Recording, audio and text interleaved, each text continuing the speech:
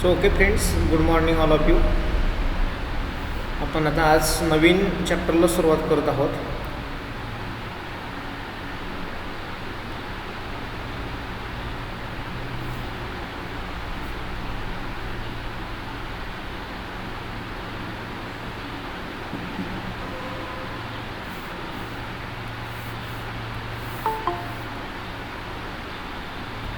ठीक आहे. तर आपला आजचा नवीन चॅप्टर आहे मॅट्रायसिस. तर या न्यू चॅप्टरमध्ये आपल्याला बऱ्याच काही न्यू कन्सेप्ट येतील.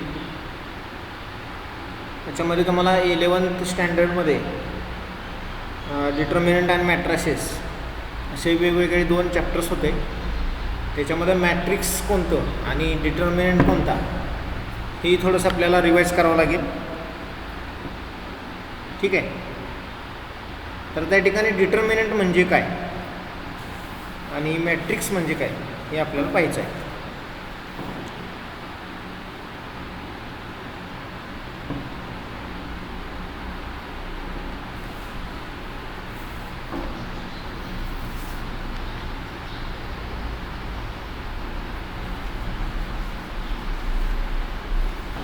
तर पहा,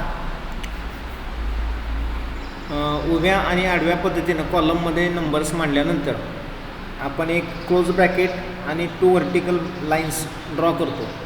तर याच्यामध्ये आपण ज्यावेळी मॅट्रिक्स लिहितो तर मॅट्रिक्स जनरली लिहिताना ABCD, तर त्या ठिकाणी हा आहे मॅट्रिक्स.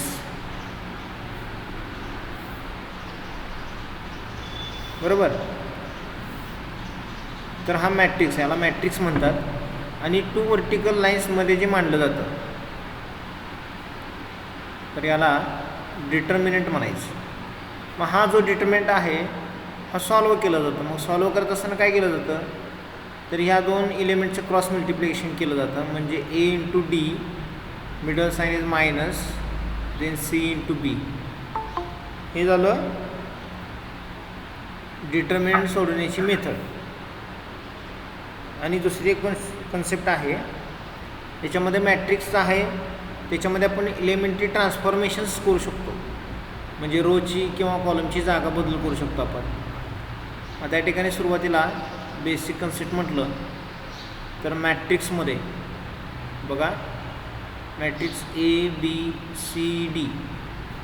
तर हे आडव्या पद्धतीने जे एलिमेंट्स मांडलेले आहेत या आडव्या पद्धतीला रो म्हटलं जातं. म्हणजे हा पहिला रो आहे म्हणून त्याला कॅपिटल R1 असं म्हटलं जातं. त्यानंतर सेकंड ज्या पद्धतीने मांडलेलं आहे CD, त्याला देखील रो म्हणायचं. हा सेकंड रो आहे म्हणून त्याला कॅपिटल R2 असं म्हटलं जातं. त्याच्यानंतर उभ्या पद्धतीने जे एलिमेंट्स मांडले जातात त्या ठिकाणी बघा AC आहे. ठीक आहे. त्या उभ्या पद्धतीने मांडलेल्या एलिमेंट्सला कॉलम म्हणायचं. आता हा पहिला कॉलम आहे त्यामुळे त्याला कॅपिटल C1 असं म्हटलं जातं.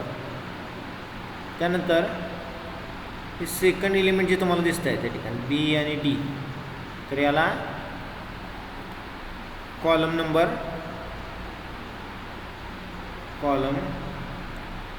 हा सेकंड आहे त्यामुळे याला C2 असं म्हटलं जातं.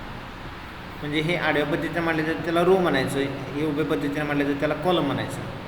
त्यानंतर याच मॅट्रिक्सला आणखी कन्सेप्ट आहे ABC आणि D. आपला मूळचा मॅट्रिक्स आहे, याच्यामध्ये 2 रो आणि 2 कॉलम आहेत त्यामुळे त्याची ऑर्डर जी आहे त्याला 2 रोज अँड 2 कॉलम अशा पद्धतीने मांडलं जातं. म्हणजे रो आणि कॉलमची संख्या या ठिकाणी मांडलेली आहे. त्याचबरोबर आपल्याला जो मॅट्रिक्स आता या ठिकाणी सिलेबसला आहे 12th सिलेबसला, तो स्क्वेअर मॅट्रिक्स आहे. स्क्वेअर मॅट्रिक्स म्हणजे रो आणि कॉलमची संख्या सेम असणारी. आता याचबरोबर 3 रो आणि 3 कॉलमचा देखील मॅट्रिक्स असतो. तर तो कसा असेल ABC DEF GH आणि I. तर त्या ठिकाणी बघा 3 रो आणि 3 कॉलम तयार झाले. आता याच्यामध्ये ए बी आणि सी हा पहिला रो आहे, त्यामुळे त्याला आपण काय म्हणणार R1. त्यानंतर डी ई एफ हे आडव्या पद्धतीने एलिमेंट मांडलेले त्यांना सेकंड रो म्हणायचं, त्यामुळे त्याला R2 म्हणायचं. त्यानंतर GHI तर याला काय म्हणणार आपण थर्ड रो, त्यामुळे तो R3 आला. त्याच पद्धतीने कॉलम, आता कॉलम मांडत असताना ए डी आणि जी हे एलिमेंट आहेत का नाही, तर याला काय म्हणायचं फर्स्ट कॉलम, त्यामुळे कॅपिटल C1. त्याच्यानंतर सेकंड आहे त्याला C2 आणि हा आहे C3. म्हणजे अशा पद्धतीनं 3 रो आणि 3 कॉलम जर असतील, आता या ठिकाणी जशी आपण ऑर्डर लिहिलेली आहे बघा 2x2, त्याच पद्धतीनं या मॅट्रिक्सला ऑर्डर येईल तुमची 3x3 म्हणजे 3 रो आणि 3 कॉलम. तर आपल्याला आता 12 सिलेबसला हे स्क्वेअर मॅट्रिक्स आहेत. कॉलम मॅट्रिक्स देखील असतात, रो मॅट्रिक्स देखील असतात. कॉलम मॅट्रिक्स रो मॅट्रिक्स म्हणजे काय की ज्याच्यामध्ये फक्त आणि फक्त कॉलम असतात. बघा कॉलम म्हणजे फक्त ए बी सी हा एक कॉलम आहे, याला कॉलम मॅट्रिक्स म्हणायचं. हाच मॅट्रिक्स आपण अशा पद्धतीने लिहिला तर याला रो मॅट्रिक्स म्हणायचं. ठीक आहे. त्यानंतर जो 2x2चा मॅट्रिक्स आहे बघा ए बी सी आणि डी, तर याच्यामध्ये 2 रो आणि 2 कॉलम आहेत बरोबर. आणि त्यानंतर 2 रो 2 कॉलम जरी असले तरी त्याच्यामध्ये जी एलिमेंटची जागा आहे ती आपण आता या ठिकाणी मांडणार आहोत. आता हा पहिला रो आहे बघा, हा सेकंड रो आहे, त्यानंतर हा कितवा कॉलम आहे हा फर्स्ट कॉलम आहे, हा सेकंड कॉलम आहे. मग हे एलिमेंट्स आपण इथे घेतलेले आहेत, for example A B C आणि डी. तर ह्या एलिमेंटची जी जागा आहे ती जर का आपण रो आणि कॉलमच्या नंबर्समध्ये मांडायला गेलो तर A11 म्हणजे पहिला रो आणि पहिला कॉलम. त्यानंतर A12 1 मिनिट पहा A12 म्हणजे याचा अर्थ काय पहिला रो आणि सेकंड कॉलम. म्हणजे हा जो एलिमेंट आहे हा ए, तर याला काय म्हणायचं A11 म्हणजे A11 हे काय सांगतं पहिल्या रो आणि पहिल्या कॉलममधला हा एलिमेंट आहे, तो कोणता आहे ए आहे. त्याच्यानंतर पहिलाच रो आहे परंतु दुसरा कॉलम आहे. हा रो पहिला आहे परंतु या ठिकाणी जर उभ्या पद्धतीने आपण जर विचार केला तर बी डी, तर हे एलिमेंट कसे सेकंड कॉलममध्ये आहेत, त्यामुळे या ठिकाणी A12 आलं. त्यानंतर बघा नेक्स्ट सी जो हा एलिमेंट आहे सी एलिमेंट, तर त्याची आपण जागा जी मांडणार आहे ती काय करणार दुसरा रो आहे आणि पहिला एलिमेंट आहे, त्यामुळे या ठिकाणी याला A21 आलेला आहे. त्याच्यानंतर डी एलिमेंट आहे सेकंड रो आणि सेकंड कॉलम. म्हणजे अशा पद्धतीनं त्यांची जागा मांडत असताना ती ऑर्डर देखील त्या पद्धतीने आपण त्या एलिमेंट्सला लिहू शकतो. म्हणजे अशा पद्धतीचाच आता हा 2x2चा मॅट्रिक्स आहे. मग अशाच पद्धतीनं 3x3चा जर आपण मॅट्रिक्स घेतला तर त्याचे एलिमेंट कसे असतील A11 A12 A13. आता हे A11 A12 आणि A13 कसे आले तर मोस्ट ऑफ दी पहिला जो नंबर आहे तिन्हीमध्ये A11 A12 A13, तर हे काय सांगतं की हा रो नंबर किती आहे पहिला, म्हणून त्या ठिकाणी पहिले नंबर जे आहेत ते 1 फिक्स राहिले. परंतु त्या ठिकाणी सेकंड प्लेसला जे आहेत ते चेंज होत आहेत, 1 2 आणि 3 आले. मग हे कशावरून आले, मग हा 1 म्हणजे काय तर पहिला कॉलम, म्हणजे हा पहिल्या कॉलममधला एलिमेंट आहे आणि पहिल्या रोमधला एलिमेंट आहे, त्यामुळे त्याला आपण काय म्हटलं A11. त्याच्यानंतर हा पहिलाच रो आहे परंतु कॉलम नंबर किती असेल तो सेकंड कॉलम, त्यामुळे त्याला A12 म्हणायचं.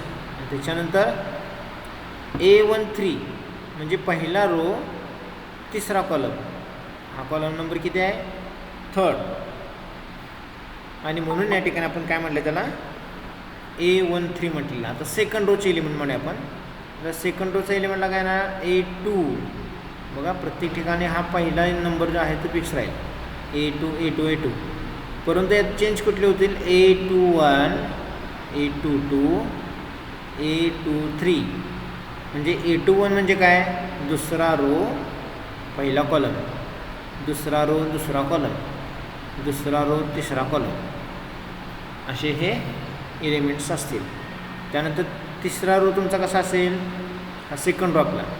तर तिसऱ्या रोमध्ये A31 बरोबर A31 A32 A33. हा रो नंबर किती आहे थर्ड बरोबर.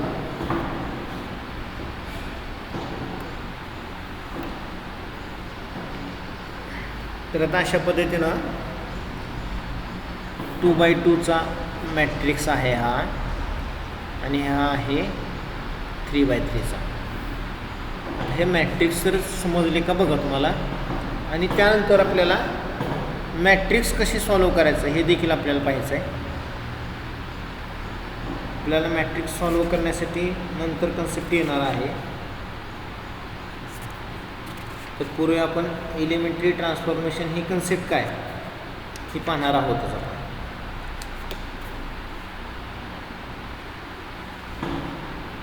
असे एकंदरीत आपल्याला या ठिकाणचे दोन प्रकारचे मॅट्रिक्स आपल्याला आता अभ्यासाला असतील.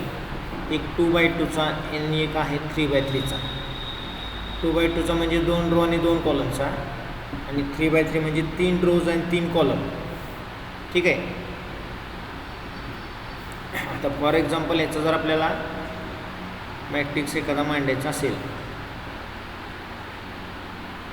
बघा तर एलिमेंट्स असे देखील असतात 1 -2 4 त्याच्यानंतर 3 5 -2 1 0 -7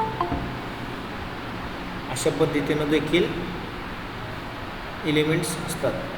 मायनस साईनचं देखील एलिमेंट असू शकतो, 0 एलिमेंट असू शकतो. आता हे एलिमेंटची संख्या बघा 3 रो आणि 3 कॉलम आहेत.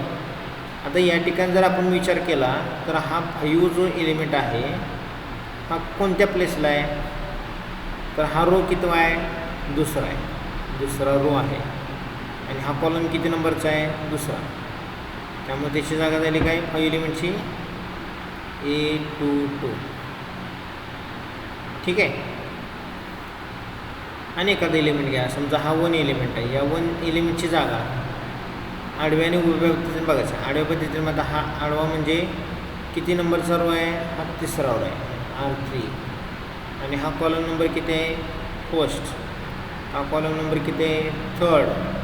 आणि हा कॉलम रो नंबर किती आहे फर्स्ट. म्हणजे हा 1 एलिमेंट आहे हा कुठे तिसऱ्या रोमध्ये आणि पहिल्या कॉलममध्ये.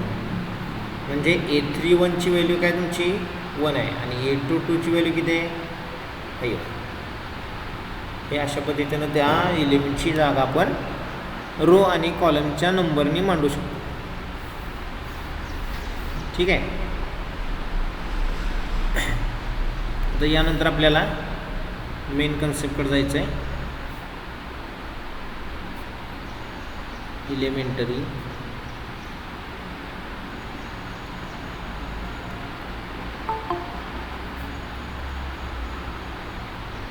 ट्रान्सफॉर्मेशन.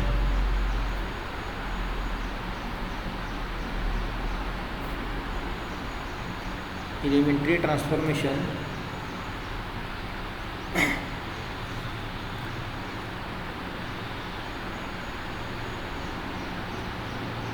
तर आता या ठिकाणी ट्रान्सफॉर्मेशन म्हणजे नेमकं काय करायचं तर मॅट्रिक्स काय इकडून तिकडे घेऊन जायचं नाही.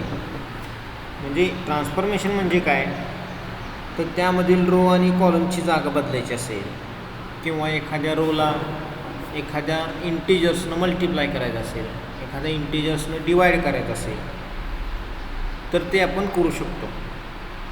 आता या ठिकाणी आपल्याला 3 ट्रान्सफॉर्मेशन्स दिलेले आहेत. आता पहिलं ट्रान्सफॉर्मेशन आहे interchange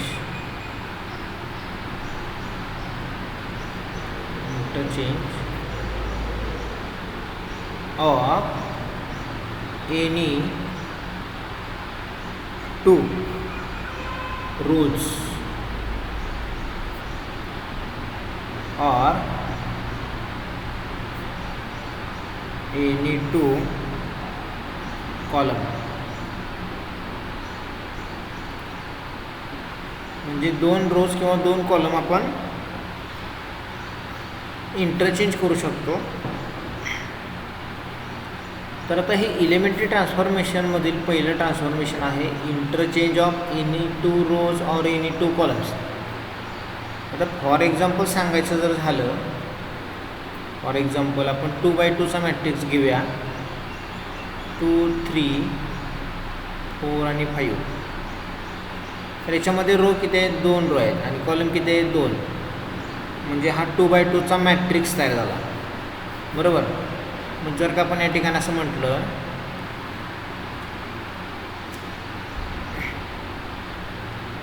transformation is R1 interchanging to R2, म्हणजे येणारा मॅट्रिक्स, आता मूळचा मॅट्रिक्स, प्रत्येक मॅट्रिक्स हे कॅपिटल लेटर्सने मांडले जातात. 2, 3, 4 आणि 5 आपला दिलेला मॅट्रिक्स आहे.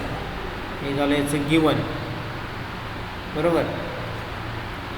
तर गिवन नंतर आपल्याला काय करायचं आहे? Interchange R1 interchanging to R2, म्हणजे इज इक्वल्स टू R1 आणि R2 इंटरचेंज करायचं आहे. आता R1च्या जागी जाणार आहे R2 आणि R2च्या जागी जाणार आहे R1. म्हणजे या ठिकाणी हा जो दिलेला मॅट्रिक्स आहे तो आपण आहे असं बघून लिहिला. त्याच्यानंतर रोची जागा बदलली. पहिला सेकंड रो आहे तो पहिला रो केला आणि सेकंड रो आहे तो पहिला रो केला. मग हे इंटरचेंजिंग करत असताना आहे असं आपण सेकंड रो आहे तो त्याचा पहिला रो तयार केला 4, 5. त्याच्यानंतर फर्स्ट रो जो आहे त्याचा पण सेकंड रो तयार केला. म्हणजे हे झालं ट्रान्सफॉर्मेशन. याला म्हणतात ट्रान्सफॉर्मेशन, म्हणजे आपण यांची जागा बदलायची. आता याच एक्झाम्पलमध्ये आपण कॉलम ट्रान्सफॉर्मेशन जर केलं, पहा. आता कॉलम ट्रान्सफॉर्मेशन करत असताना सपोज आपल्याला सांगितलं की C1 इंटरचेंजिंग टू C2. आता या ठिकाणी 2च कॉलम आहेत, त्यामुळे इंटरचेंजिंग हे फक्त C1 आणि C2मध्येच असणार आहे. म्हणजे आपल्याला इथं गिवनमध्ये काय लिहावं लागेल? तर गिवन म्हणजे दिलेला matrix A is equal to 2, 3, 4, 5. Okay.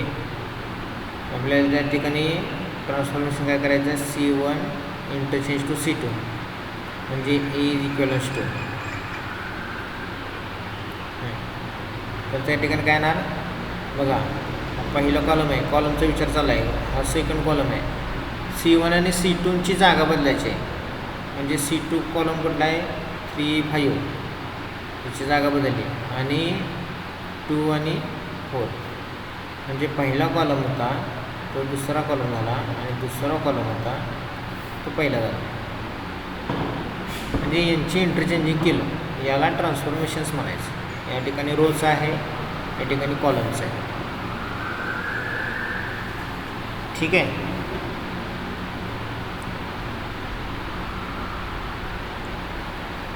त्यानंतर सेकंड ट्रान्सफॉर्मेशन आहे आपलं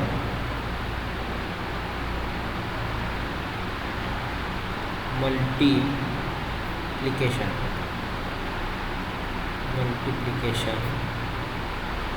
of the elements. Multiplication of the elements of any row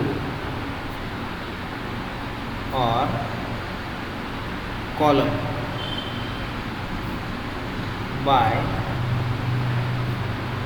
a non-zero scalar. ठीक आहे. तर त्या ठिकाणी काय सांगितलं आहे बघा, multiplication of the elements of any row or any column by a non zero scalar. आता नॉन झिरो स्केलर म्हणजे काय? आता मुळात स्केलर म्हणजे काय? झिरो प्लस मायनस हे आपले स्केलर असतात. पण नॉन झिरो स्केलर घ्यायचं आपल्याला. नॉन झिरो स्केलरचा अर्थ काय? झिरो घ्यायचा नाही आपल्याला. मग या ठिकाणी आपण निगेटिव्ह एखादा नंबर घेऊ शकतो, पॉझिटिव्ह नंबर घेऊ शकतो. अशा पद्धतीचे आपण नंबर घ्यायचे आणि एखाद्या रोला मल्टिप्लाय करायचं. आता फॉर एक्झाम्पल आपण या ठिकाणी म्हणूया, फॉर एक्झाम्पल ए मॅट्रिक्स पहा, -1 3 2/2चा मॅट्रिक्स घेतो. त्यानंतर 4 -7. तर त्या ठिकाणी ट्रान्सफॉर्मेशन हे असं असणार आहे. समजा R2 इज इंटरचेंजिंग -3 × R2. म्हणजे हा जो सेकंड रो आहे, या सेकंड रोला आपल्याला काय करायचं आहे? -3 मल्टिप्लाय करायचं आहे. आणि मग या ठिकाणी आपल्याला काय म्हणता येईल बघा, ॲन्सरमध्ये काय व्हायचं? Given A is equal to दिलेला मॅट्रिक्स मांडा पहिल्यांदा, -1 3 4 -7. त्यानंतर आपल्याला काय पाहिजे? R2 interchanging -3 R2 gives. मग आपल्याला आता नवीन मॅट्रिक्स तयार होईल, A इज इक्वल्स टू. तर आपल्याला काय करायचं आता? सेकंड रो आहे. सेकंड रो कुठला आहे? 4 आणि -7. हा किती नंबरचा रो आहे? पहिला रो आहे. मग या ठिकाणी आपल्याला सेकंड रोला मल्टिप्लाय काय, म्हणजे याचा अर्थ first row as it is आहे असा लिहायचं. -1 आणि 3 हे एलिमेंट आहे असे येतील. परंतु सेकंड रोला आपल्याला मल्टिप्लाय करायचं आहे, त्यामुळे तेथील एलिमेंट बदलतील. हे 4 × -3. तर 4 × -3 किती होणार आहे? तर -12. बरोबर आहे का बघा? -7 × -3 both elements are negative, then multiplication is gives positive. -3 × -7, 7 × 3 is 21, then multiplication is positive, we gives answer is 21. पहा नीट व्यवस्थित या ठिकाणी आपण काय केलेलं आहे, एखाद्या रोला आपण एखाद्या इंटिजर्सनं मल्टिप्लाय केलेला आहे आणि त्यानंतर आलेला रो हा कशा पद्धतीने आला आहे बघा. मी हे समजण्यासाठी मी लिहितो या ठिकाणी हे रोचे नंबर्स. आता बदल कुठे झाला बघा, फक्त आणि फक्त हा सेकंड रो चेंज झाला. म्हणजे यालाच काय म्हणायचं? Multiplication of element. All the elements, सगळ्या एलिमेंट्सला आपण मल्टिप्लाय केलं आहे.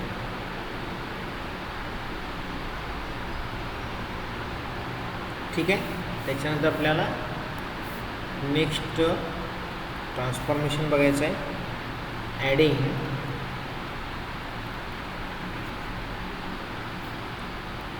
The scalar, adding the scalar multiples, adding the scalar multiples of all the elements, all the elements of any row in bracket column or corresponding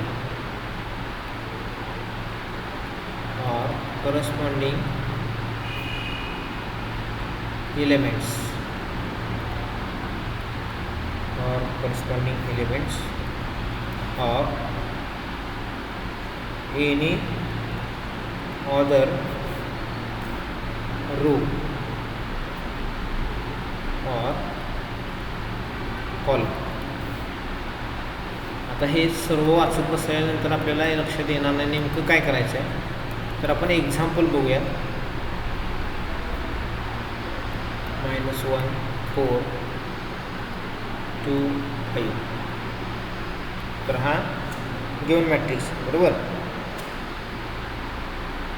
तर त्या ठिकाणी आपण एक transformation घेऊया. C2 interchanging C2 plus -3 into C1 बरोबर.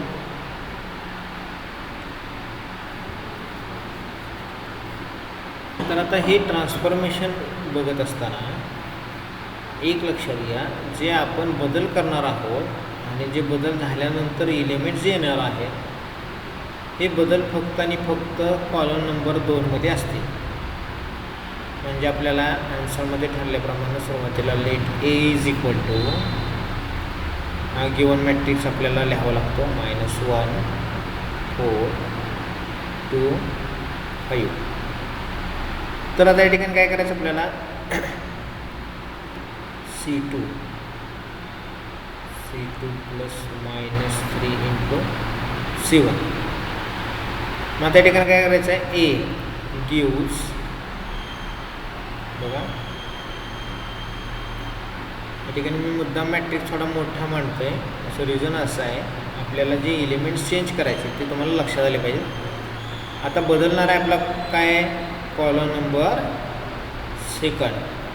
म्हणजे याचा अर्थ -1 आणि 2 हा फर्स्ट कॉलम आहे असा लिहायचा आहे. पण सेकंड कॉलममध्ये काय करायचं आपल्याला काय सांगितलेलं आहे C2चा एलिमेंट किती आहे 4 आहे प्लस -3 इंटू C1चा एलिमेंट किती आहे -1. म्हणजे याचा अर्थ 4 प्लस -3 इंटू -1. आता हे मोस्ट ऑफ दी अंडरस्टँडिंगसाठी आपण मांडतोय. हे तुम्ही डायरेक्टली कॅल्क्युलेशन करून मांडल्यानंतर लिहिलं तरी म्हणजे लिहिल्यानंतर चाललं आहे, काय अडचण नाही.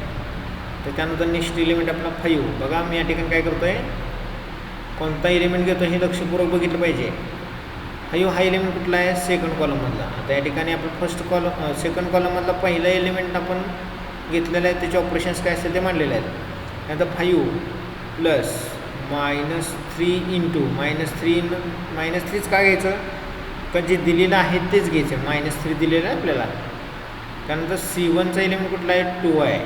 बघा या ठिकाणी -1 घेतला आहे, या ठिकाणी 2 घेतला आहे. आता हेच एलिमेंट काय घेतले आपल्याला जे सांगितलेलं आहे त्याच पद्धतीनं घ्यायचं. तर अंडरस्टँडिंगसाठी आपण काय करूयात आन्सर या ठिकाणीच मांडूया.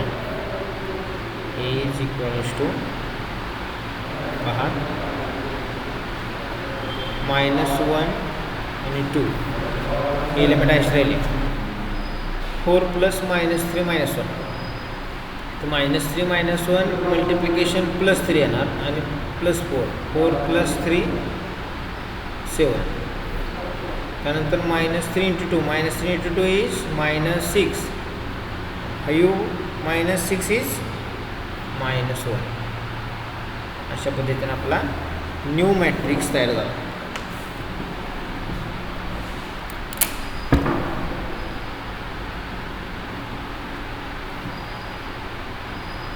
हा थर्ड ट्रान्सफॉर्मेशन समजलं आहे का?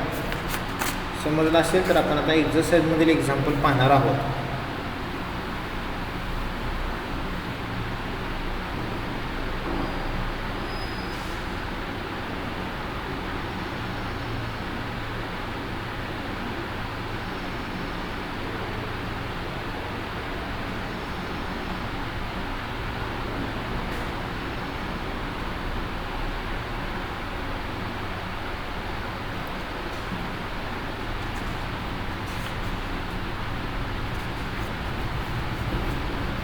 समजले का?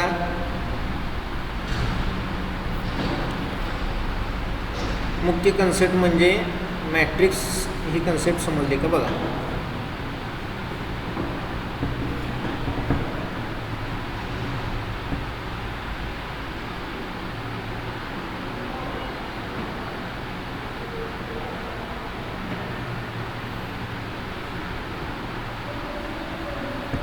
पवार आहे का? पवार धन्वंतरी समजते का काय?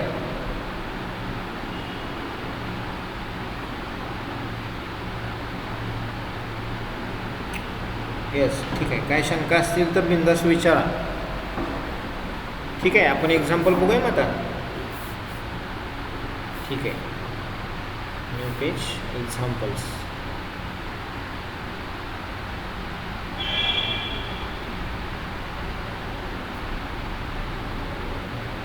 बाळांनो, अभ्यास करावाच लागेल, लक्षात ठेवा. Apply the given, apply the given elementary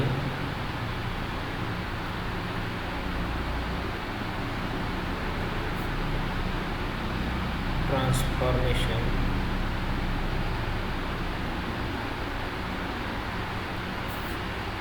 on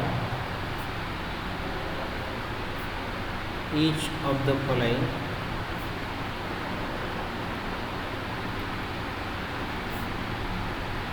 matrices.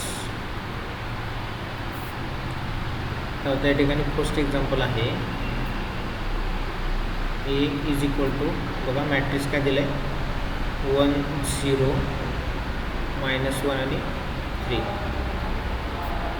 तर आपल्याला ट्रान्सफॉर्मेशन सांगितलेलं आहे R1 R2.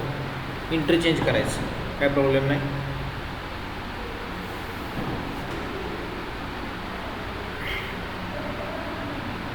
तर ॲन्सरमध्ये काय लिहायचं, let A is equal to काय येणार आहे, 1 0 -1 3. त्यानंतर आपल्याला सांगितले R1 and R2 both rows are interchanging. आता दोन्ही रो इंटरचेंज करायचे आहेत. म्हणजे हा दुसरा रो आहे त्याचा पहिला रो तयार करायचा आहे आणि पहिला रो आहे त्याचा सेकंड रो तयार करायचा आहे. म्हणजे काय करायचं, सोपं आहे. हा 1 0 आहे तो इथे लिहा, हा झाला दुसरा रो तयार. आणि दुसरा रो जो आहे तो पहिल्या रोच्या जागी लिहा, झालं ट्रान्सफॉर्मेशन. बघा किती सोपं आहे.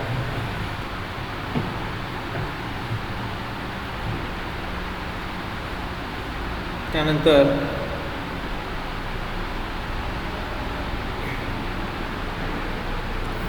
सेकंड एलिमेंट आपण नेक्स्ट पेजवर बघूया. सेकंड बी मॅट्रिक्स दिलेलं आपल्याला बघा. त्या ठिकाणी मॅट्रिक्स देताना 2 रो आणि 3 कॉलमचं दिले आहेत, काही प्रॉब्लेम नाही, असू दे. 1 -1 3 2 5 4. तर त्या ठिकाणी ट्रान्सफॉर्मेशन काय सांगितले, R1 -R2. तर इथं अंडरस्टँडिंगसाठी काय करूयात आपण, लेट पहिल्यांदा दिलेला मॅट्रिक्स लिहून घ्यायचा, 1 -1 3 2 5 4. त्यानंतर आपलं ट्रान्सफॉर्मेशन लिहायचं, R1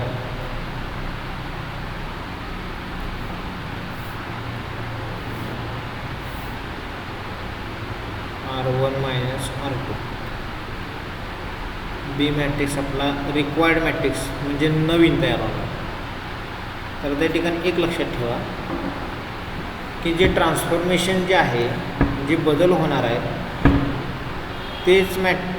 तेच रो किंवा कॉलम ते चेंज करायची पाठीमागे ठेवा. पण जे बदलणार नाहीत ते आहे असे लिहून घ्या अगोदर. मग हा सेकंड रो आहे, मग सेकंड रो आपल्याला असल्याला काय प्रॉब्लेम नाही, 2 5 4.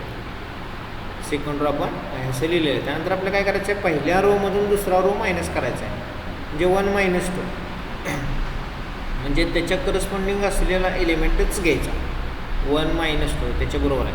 नंतर -1च्या बरोबर कोणता एलिमेंट आहे, 5 आहे, म्हणजे ठिकाणा -1 आणि -5.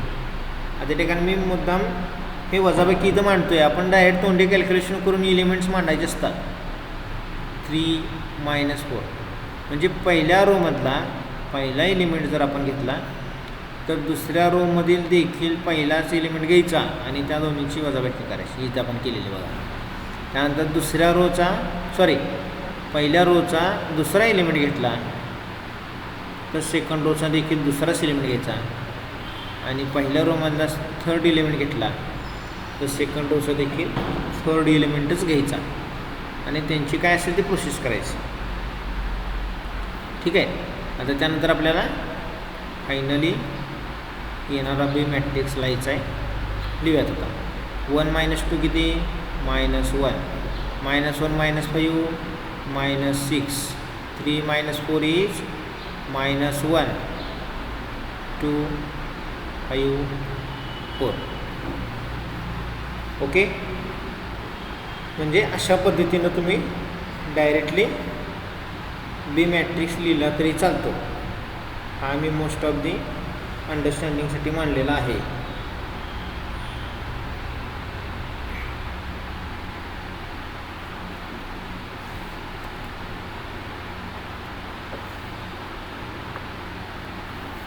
ठीक आहे.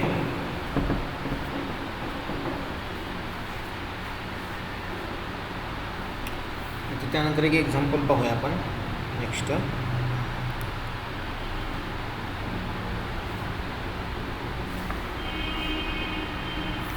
पहा एक्झाम्पल काय. मेन एक्झाम्पल नंबर आपलं ठीक आहे 3rd असेल, काय प्रॉब्लेम नाही. ए मॅट्रिक्स दिलं आहे बघा. 1 2 -1 त्यानंतर 0 1 3 2 C2. नंतर बी मॅट्रिक्स दिलेला आपल्याला 1 0 2 2 4 5. या ठिकाणी दिलं आहे -3 R1. त्यानंतर सांगितले आपल्याला फाइंड द ॲडिशन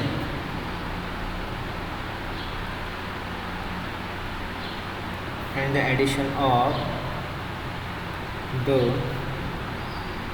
two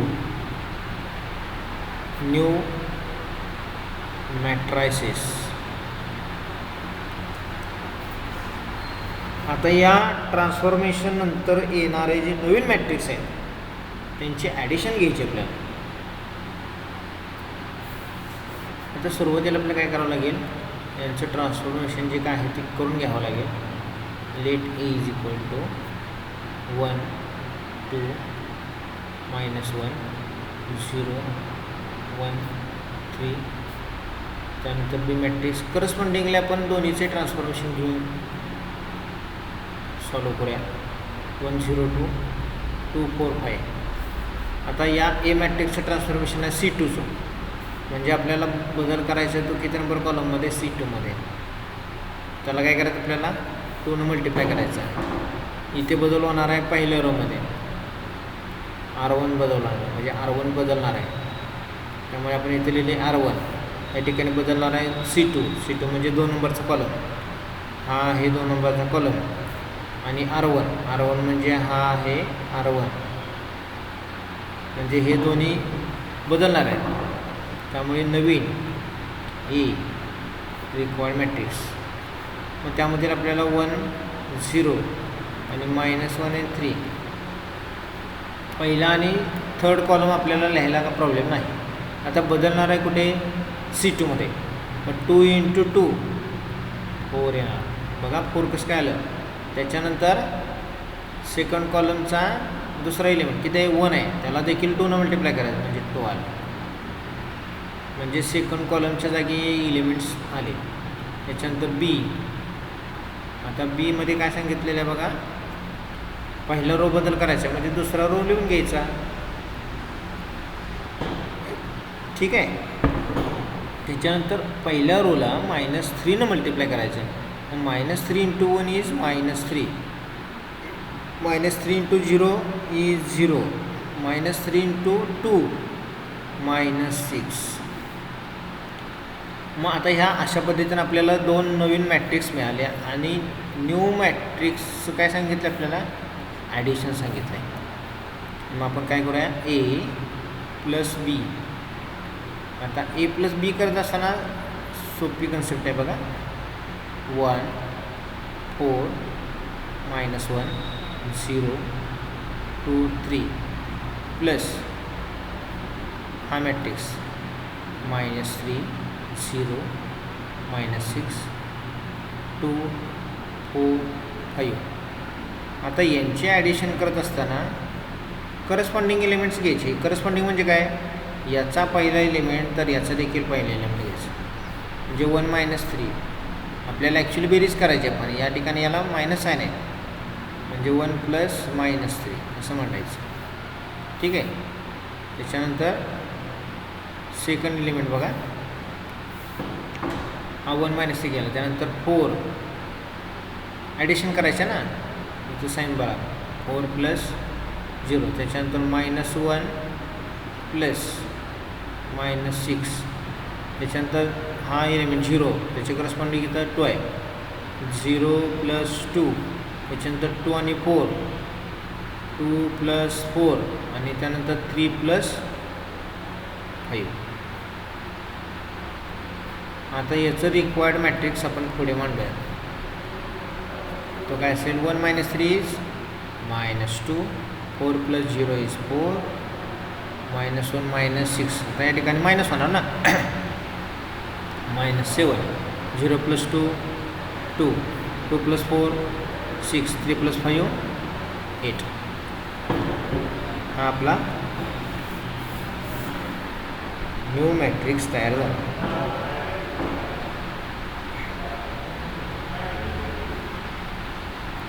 अशाच पद्धतीने तुम्हाला आता होमवर्कसाठी देखील एक्झाम्पल मी देणार आहे. एक्झाम्पल समजलं का बघा. Example number 3,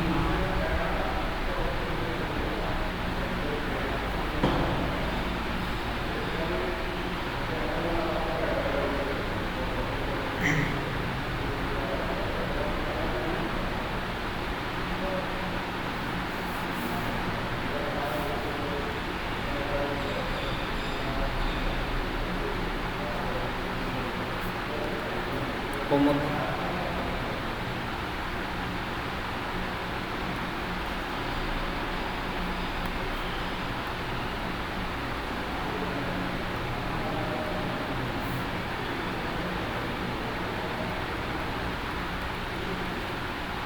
example number first,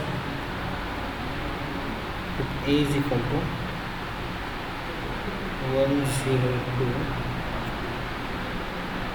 2 3 4. apply the transformation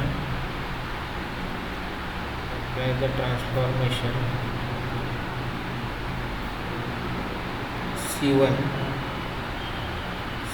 plus 2C3.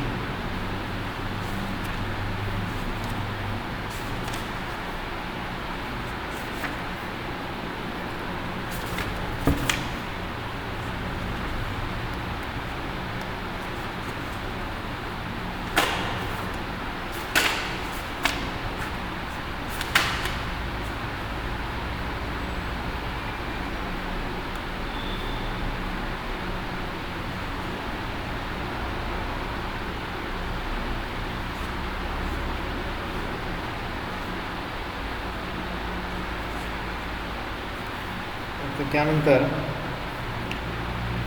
Next एक 3 ऑर्डरचा मॅट्रिक्स येईल का तुम्हाला.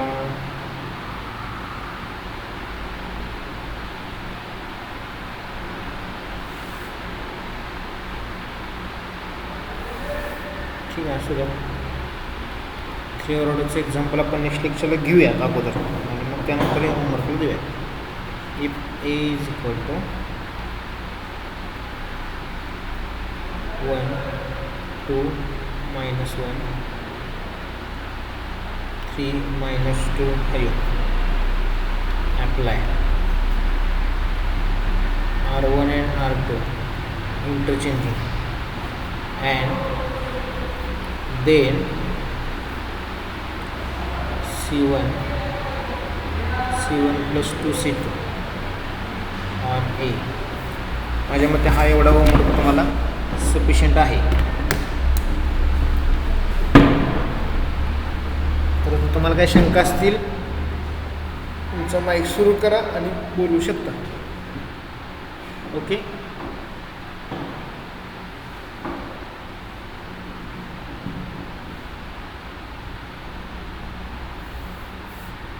यापूर्वीचे काही एक्झाम्पल्स पाहायचे असतील तर बघा.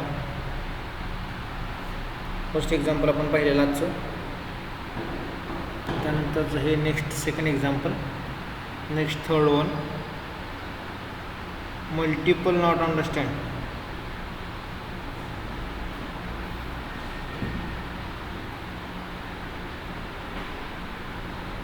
Which example?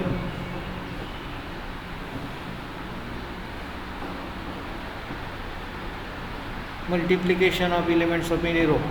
सेकंड ट्रान्सफॉर्मेशन का? बोला धुमाळ साहेब बोला. ठीक आहे. Multiplication of the elements of any row or any column by non zero scalar. आता नॉन झिरो याचा अर्थ फक्त शून्यानं गुणायचं नाही. आपल्याला एक्झाम्पलमध्ये दिलेलं असतं आपल्या मनाचा नंबर घ्यायचा नाही. आता या ठिकाणी आपल्याला -3 दिलेला आहे की नाही. मग -3 काय केलं आपण सेकंड रोला मल्टिप्लाय केले. सेकंड रो कुठे आहे बघा इथे 4 आणि -7 आहे की नाही. पहिला रो कोणता आहे -1 3.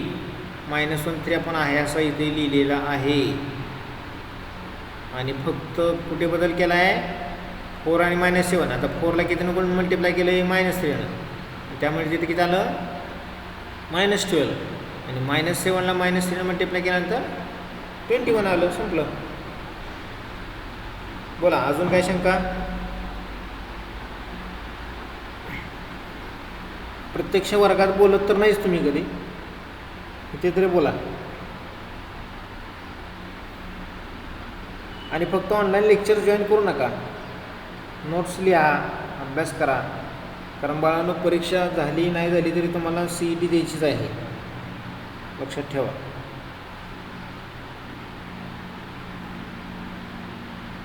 त्यामुळं संपूर्ण अभ्यास करून तुम्हाला अभ्यासावंच लागणार आहे.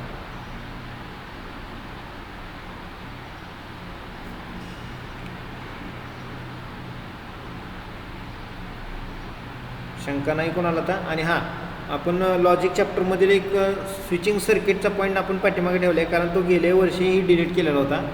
त्यामुळे चालूचा नवीन GR अजून आपल्याला मिळालेला नाही आहे. त्यामुळे तो कदाचित टू बी कंटिन्यू असेल तर तोच पॉईंट आपल्याला सिलेबसमध्ये घेता येणार नाही. त्यामुळे आपण नवीन चॅप्टर सुरू केला आहे. नेक्स्ट वीकमध्ये पेपर सेकंडचं लेक्चर सुरू होईल, त्याची तुम्हाला सूचना अगोदर मिळेल.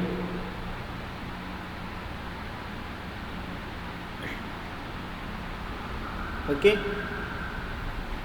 तर आता आपण आज इथे थांबूया. उद्या आपण 3 ऑर्डरचं मॅट्रिक्स घेऊन त्याचं ट्रान्सफॉर्मेशन बघूया.